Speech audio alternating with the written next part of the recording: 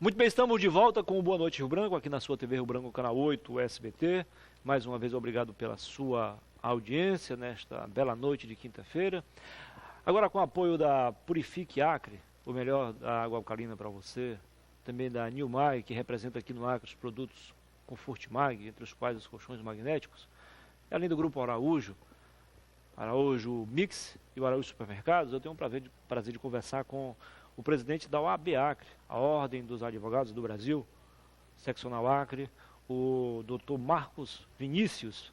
Seja bem-vindo, presidente. Obrigado, meu Tudo bem? Tudo em paz? Prazer recebê-lo aqui no programa. Todo meu. Contagem regressiva para o Natal. Um ano intenso, um ano de muitas atividades, graças a Deus chegando, acho que foi muito positivo. Eu já ia fazer essa pergunta. No geral, presidente, o senhor diria que foi um ano positivo para a OAB, para os profissionais que atuam na área do direito? Olha, um ano positivo pelas realizações, mas acima de tudo um ano muito difícil, né? Um ano difícil demais para o Brasil, um ano difícil demais para o estado do Acre.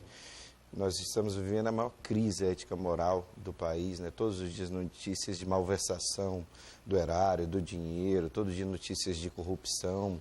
Então a OAB, a classe nunca foi tão demandada, sabe? Então, assim, a manifestação, a pontuação de ideais, ou seja, chamada à responsabilidade de defender a sociedade, de defender a ordem jurídica democrática. Então, acho que nós, nesse aspecto, fizemos. Tivemos um ano em que, diante de todo esse quadro, nós decidimos nos reunir. Decidimos reunir a classe, lutar, debater sobre os anseios da classe, debater sobre os anseios dos advogados, da própria sociedade. Então, nós realizamos as chamadas conferências, reuniões, na realidade, grandes debates a respeito de todas essas temáticas, conferências das mulheres, dos jovens, a própria Conferência Estadual da Advocacia, conferência no Vale do Juruá, ou seja, para discutir, na realidade, realinhar as bases da advocacia acriana. Foi essa a grande tônica do ano. Presidente, ontem o Supremo estava a decidir algo sobre a delação premiada. A Polícia Federal quer também ter o direito de fazer delação premiada e o Ministério Público quer exclusividade. Qual é a sua opinião sobre esse assunto? Olha, nós vivemos um momento, como eu falei, dentro desse momento histórico de combate à criminalidade, muitas situações em que o brasileiro tem se deparado e a própria classe tem se deparado com novos tempos. Delação premiada é um instituto previsto legalmente, não há como criticar esse instituto, tem dado grandes revelações para a sociedade brasileira, agora ele tem que ser feito estritamente dentro do que prevê a lei. E essa é a grande temática que a advocacia, principalmente a advocacia criminal, tem levado à sociedade. Algumas situações de descalabro, de exagero, até de extrapolo no poder acusatório. Situações em que não estão previstos na legislação todos os ritos da delação premiadas e que têm sido menoscabados pelos juízes e até pelos tribunais superiores. Então a advocacia não é contra o Instituto da Delação Premiada, não é contra sequer esse movimento da Lava Jato, pelo contrário, a Lava Jato é muito importante para a história do país, mas que se faça dentro do que a lei prevê. Né, para os males da democracia, mais democracia. Não se combate crime cometendo outros crimes. Então, que se lute por justiça, mas dentro do que a lei defende. Então, é esse o posicionamento da advocacia. Corrigir um erro com outro erro já está tudo errado. Lógico que não. Nós temos um passado muito recente de ditadura militar, então a gente tem que lutar por tudo que a gente conquistou. Foi muito duro, à custa de muito suor, de muito sangue, de perseguição. Então, no Estado Democrático de Direito, temos que lutar sim para que as coisas amadureçam. Nós não aguentamos mais conviver com tantas notícias de corrupção. Todo mundo quer um país honesto, quer representante público que realmente lute pelas causas sociais, mas isso, como eu falei, dentro do que a lei estabelece. A delação premiada, ela teve, digamos assim, saldos positivos na Europa, sobretudo na Itália, na Alemanha. Chegou ao Brasil e eu não sei ao certo se o país estava preparado para isso. A gente vê aí, com todo respeito ao Ministério Público, mas tem alguns promotores e procuradores que talvez, faltando competência para investigar a fundo, ou em alguns casos até mais um pouco de dedicação, acaba apelando para premiar um bandido em troca de provas para incriminar outros bandidos. Eu não sei se a justiça com J maiúsculo é feita nesse processo. Não, olha, o momento histórico é esse. A gente tem que ter uma análise macro disso. Não tem como negar que esse momento histórico, há um divisor de águas com a Operação Lava Jato a respeito das investigações criminais. A tendência é que com o tempo isso se ajuste. A advocacia, como eu falei, tem lutado muito para que todas essas investigações sigam um rito legal. A gente tem notado, e num passado, e numa situação, lógico, muito recente, de algumas situações que as delações premiadas foram utilizadas de modo equivocado. Os irmãos Joesley, está aí, está tudo Aquele foi um absurdo, foi um absurdo. Então, situações em que a sociedade também tem que estar atenta a isso. E talvez ele não fosse uma reação, né, presidente? Estaria tudo encaminhado. Não é isso que eu estou falando, algumas situações, né? Que é isso que a advocacia tem que fazer. As coisas têm que ser mais transparentes, essas delações premiadas não podem ser realizadas num quarto escuro, dentro de várias situações em que o próprio acusado se sente premido, algumas situações até de coação moral, ou seja, as coisas têm que ser mais transparentes porque todos nós queremos justiça, como eu falei, mas dentro do que estabelece o ordenamento jurídico, nada de coação, nada de situação em que aquela pessoa seja premida a falar. Muitas vezes vão falar coisas que sequer podem ser realidades diante de toda a situação. A gente viu situações de delações premiadas que não correspondem à verdade, e mesmo assim foram homologadas e tiveram seus efeitos, e agora tem essa situação que você não pode colocar o Instituto em descrédito. Uma situação que, se você não utilizar com transparência, se não utilizar com razoabilidade, com equilíbrio, pode colocar um instituto que é importante, como eu falei, não tem como negar os avanços da Lava Jato, mas pode colocar o instituto em descrédito. Presidente, a OAB Acre, ela ficou marcada de forma positiva no processo de impeachment da presidente Dilma. Sim. Foi daqui o relatório que embasou a OAB Nacional a defender o impeachment da presidente Dilma. O senhor, sabedor que o doutor Eric Venâncio participou ativamente, sim, com a sua anuência e tal, desse processo. Mas a pergunta é o seguinte: o que mais preocupa a OAB hoje? Quando eu falo OAB, não só a OAB Acre, é a OAB Nacional, todos as seccionais. Esse festival de corrupção ou esse aumento desenfreado da violência, principalmente no que a gente chama de violência urbana? Olha, como eu falei, a realidade do brasileiro hoje é muito difícil. Você vê corrupção, estados falidos, desemprego galopante, os preços, tudo, quantos e quantos aumentos do preço da gasolina, nós pagamos um absurdo, e como se não bastasse, serviços públicos extremamente deficientes. A verdade é essa: o brasileiro paga muito caro e tem pouquíssimo retorno dos poderes públicos brasileiros. E a violência é uma pauta que deve ser debatida com mais fidelidade pelos nossos representantes públicos.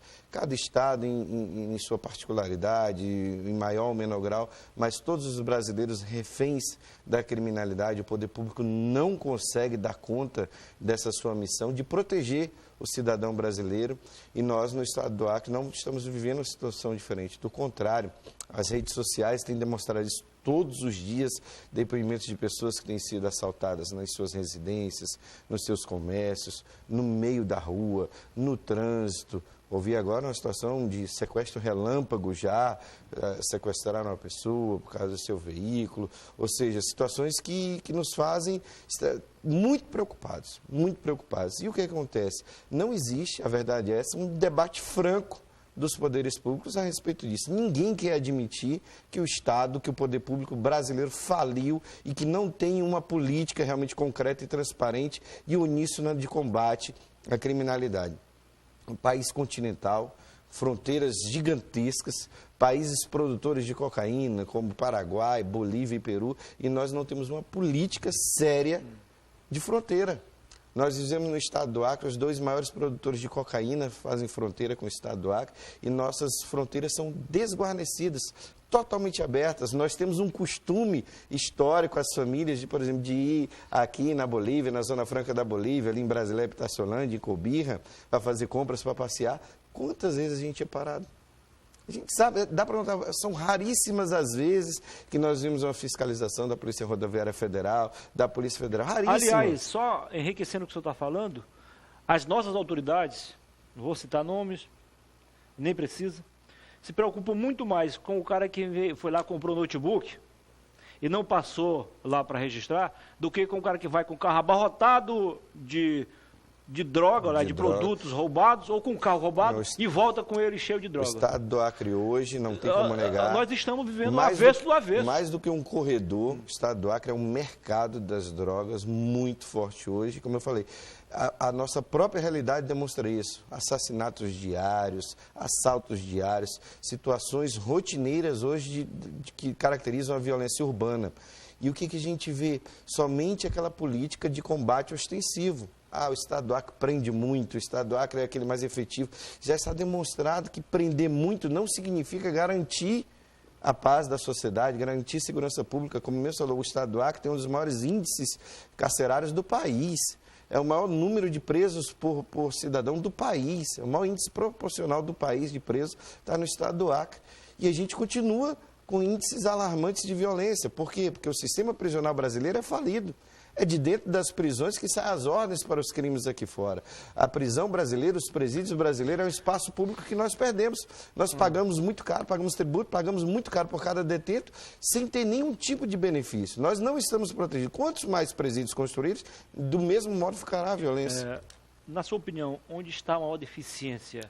No policiamento ostensivo, no caso da Polícia Militar, nas investigações, mais a cargo da Polícia Civil, às vezes da Polícia Federal, ou no sistema penitenciário que, ao longo dos anos, tem demonstrado que não resolve esse problema de ressocialização? Olha que resposta triste. Os 3 itens que você falou, eles são deficitários no país.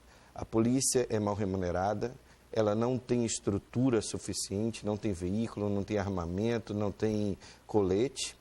As investigações, por mais que se digam, elas são ineficientes, isso todos os números demonstram, não é uma opinião minha. Poucos inquéritos, menos de 10% dos inquéritos policiais redundam em sentença, ou seja, termina o inquérito, inicia um processo judicial e com a sentença definitiva. E como eu falei, o sistema prisional brasileiro é um sistema equivocado. É isso que falta, é o poder público ter essa transparência, abrir o debate, dizer o que está acontecendo, quanto que investe, quantos policiais. Nós temos números em todos os estados, perdão, isso não é uma particularidade do estado do Acre, nós temos menos da metade dos policiais necessários pelo número de cidadãos, pelo número de cidadãos. Então não dá para a gente exigir muita coisa desse pessoal. O que a gente tem que exigir... Eles já estão fazendo além da conta. Nossa, os policiais brasileiros vivem, como eu falei, são mal remunerados, naquela tensão, uma atividade de risco, realmente são heróis, não tem como negar, são heróis, uma classe que merece muito nosso respeito, os policiais brasileiros. Aí o que você nota é isso, essa falta de transparência do poder público, de abrir o debate, dizer eu tenho isso e como é que a sociedade pode contribuir. Porque, como eu falei, não adianta mais imaginar que se você dobrar, triplicar o policiamento ostensivo no nosso estado, que isso vai resolver. A gente tem que ter política de base, a gente tem que estar dentro dos bairros, a prefeitura, o município tem que ter essa atuação conjunta com o Estado, com a União, com a sociedade civil. A gente tem que cuidar dos nossos jovens. Os números também demonstram, os presos brasileiros são jovens, são negros e são analfabetos. Não tiveram estudo. Jovens, negros e analfabetos. Mais de 80%, cerca de 90% tem esse perfil. Então a gente tem que saber exatamente o que aconteceu. A nossa juventude está desgarrada, a nossa juventude está solta na mão do tráfico. Ou seja, é o grande empregador, é o tráfico de drogas. Então a gente tem que retomar esse espaço desde, como eu falei, no momento de lazer, desde moradia, desde educação, para que o jovem não fique atraído exatamente pelo banditismo. Ontem, a deputada Eliane Sinhazic, ela questionou o orçamento da segurança pública, quando eu falei para ela que a segurança pública foi um dos setores que acabou sendo beneficiado com essa partilha, né, do bolo orçamentário. Mas ela falou que, de forma esmiuçada, que não representa muita coisa. Ela questionou o fato de a Polícia Militar ter recebido um valor irrisório a mais em relação a outros setores também do sistema de segurança pública. Na sua opinião hoje, o que precisa de mais investimento? A Polícia Militar, a Civil ou outros órgãos ligados à segurança pública, como a Defensoria Pública, o Ministério Público e a própria Justiça? Mais do que a própria finalidade, acho que o que é importante nesse momento é chamar a responsabilidade dos nossos deputados estaduais. Os deputados estaduais são eleitos pelo povo, representam o povo, talvez não tenha nenhum dos poderes que seja tão democrático como o legislativo, porque a despeito dos problemas que nós temos ainda no sistema eleitoral brasileiro, mas estão lá escolhidos diretamente pelo povo.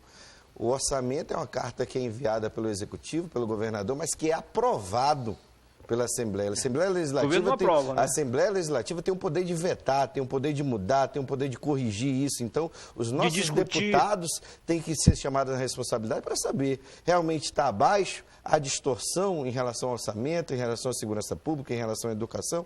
Eles têm que vir prestar contas.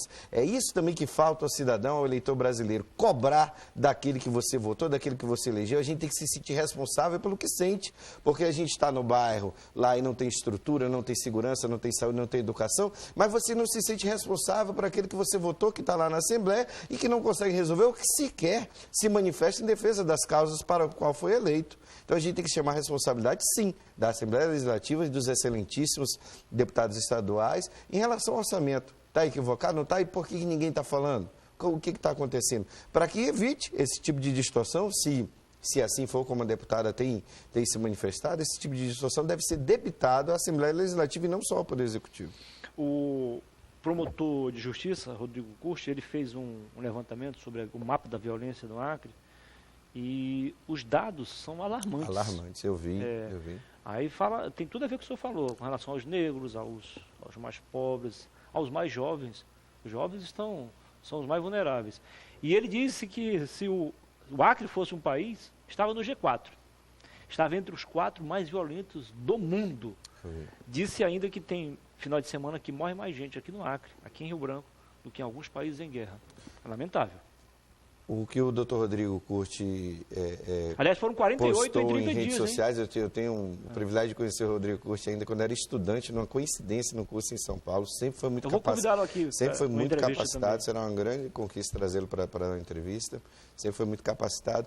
E o que ele falou em números, porque tem acesso aos números e também é da experiência do trabalho, da rotina de trabalho dele, é o que a gente sente no dia a dia. Eu estou falando, o acreano brasileiro, ele até prescinde dessas manifestações, desses números, porque a gente convive com isso todo dia. Hoje em dia, o acreano, quando ele não é vítima da violência urbana, ele conhece alguém que foi. Ele conhece alguém e alguém próximo, um parente, um colega na casa, ou seja, colega de trabalho, um colega de pelada. É isso que a gente tem que se preocupar, a violência generalizada. Né, horizontalizada, não escolhe mais bairro, não escolhe mais lugar, não escolhe mais horário. O filho de um amigo nosso, da pelada da 11 de novembro, foi para a aula, quando voltou, cadê a moto? Essas situações de crimes contra o patrimônio são, como eu falei, rotineiras. E agora as coisas estão por descalabro, é tortura, exatamente maus tratos, sequestro, relâmpago, ou seja, situações que estão piorando. Aliás, o senhor viveu isso na pele, né? Ano passado foi um ano atrasado. Infelizmente vivi. Há um pouco mais de um ano, realmente fui vítima da violência urbana. Doutor, muitíssimo obrigado pela entrevista. Feliz Natal e próximo ano novo. Muito obrigado, agradeço mais uma vez à TV Rio Branco pelo ano de parceria e desejo a todos um Feliz Natal e um próspero ano novo. Muito bem. Eu volto em 2 minutos com outra entrevista. Quero mandar um boa noite especial para minha amiga Valcinete Lopes. Ela não perde uma edição do programa. É inteligente. Muito obrigado. Até já.